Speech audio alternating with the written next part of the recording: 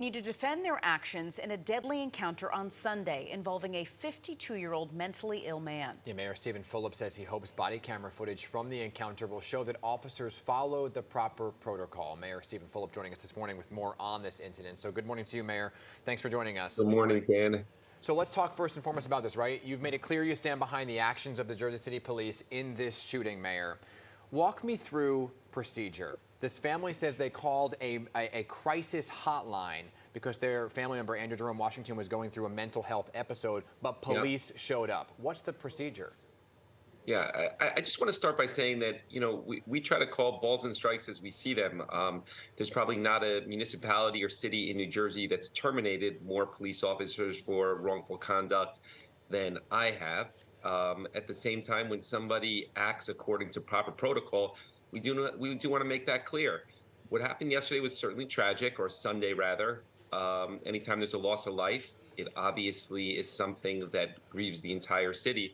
In this situation, they called a crisis intervention hotline. The Jersey Medical Center responded accordingly. Crisis intervention specialists were the first on the scene. They deemed it unsafe. So at that point, they called the Jersey City Police Department to intervene.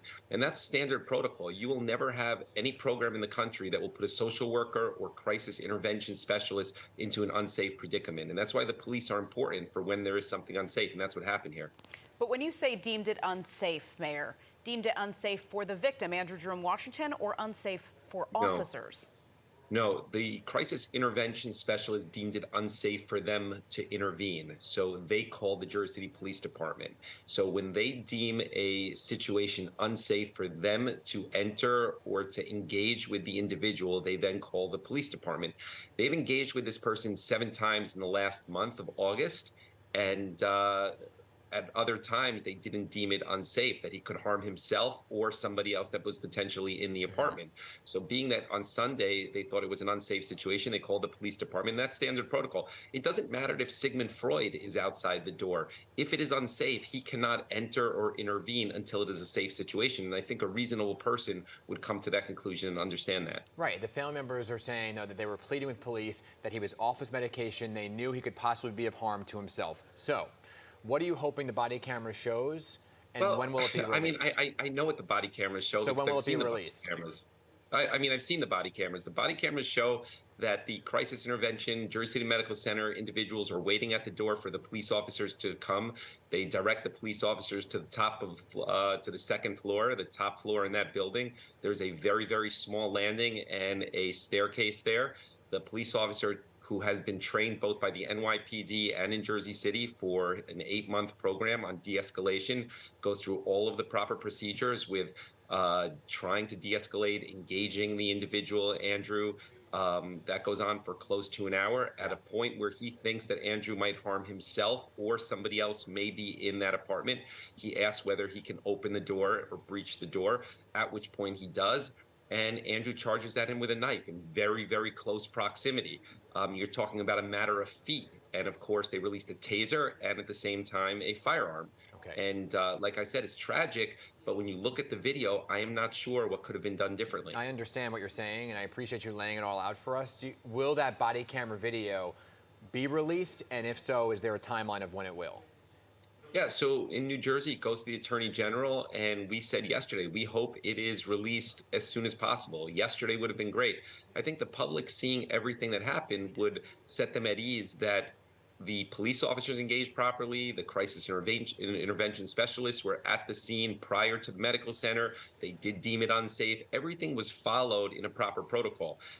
Again, somebody lost their life, so it really is a terrible outcome. But when you look at it from a policing standpoint and a response standpoint and a social worker standpoint, I don't know what could have been done differently under those circumstances. All right, Mayor, switching gears, we want to talk about the school year. We know that your district has been financially struggling. What is your message to parents to keep them in the Jersey City public schools? Well, look, I think the public schools have been making strides forward. I mean, we have some really terrific schools, some top-ranked schools in the entire state of New Jersey, and we have some struggling schools. And it's like any other city in the country.